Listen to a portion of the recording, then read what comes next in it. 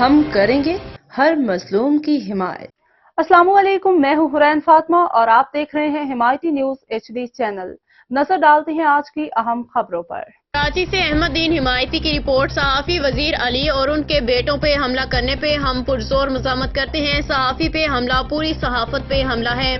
Senior صحافی رانا محمد قربان چودھری، عمر حیات، جاوید عباس، عوامی کالونی تھانہ کے PC تیمور کو فوری طور پہ گرفتار کر کے قانونی کارروائی عمل میں لائی جائے۔ رانا محمد قربان چودھری، عمر حیات، جاوید عباس، دیگر صحافیوں کا مطالبہ۔ تفصیلات کے مطابق ڈسٹرکٹ اورنگی پریس کلب کے ممبر سینئر صحافی وزیر علی سومرو پہ گزشتہ دنوں عوامی کالونی تھانہ کے PC تیمور نے اپنے ساتھیوں سمیت حملہ کیا۔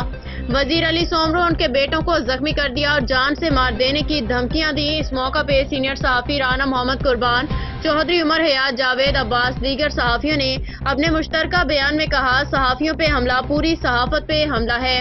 آئے روز صحافیوں کو نشانہ بنایا جا رہا ہے۔ صحافت ایک پاک مقدس پیشہ ہے۔ صحافی نے ہمیشہ حق سچ لکھا، ملک اور عوام کی اچھائی میں لکھتے ہیں، مگر صحافیوں پہ حملہ کرنا ایک بہت بڑا جرم ہے۔ ایسے عناصر افراد کو قانون کے کٹہرے میں لا کے سخت سے سخت قانونی کارروائی عمل میں لائی جائے۔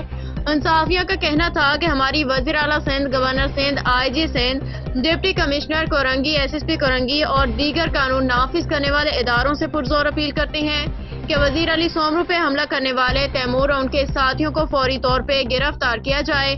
اگر ایسا نہ ہوا تو ہم پورے پاکستان کے صحافی احتجاج کرنے پہ مجبور ہو جائیں گے۔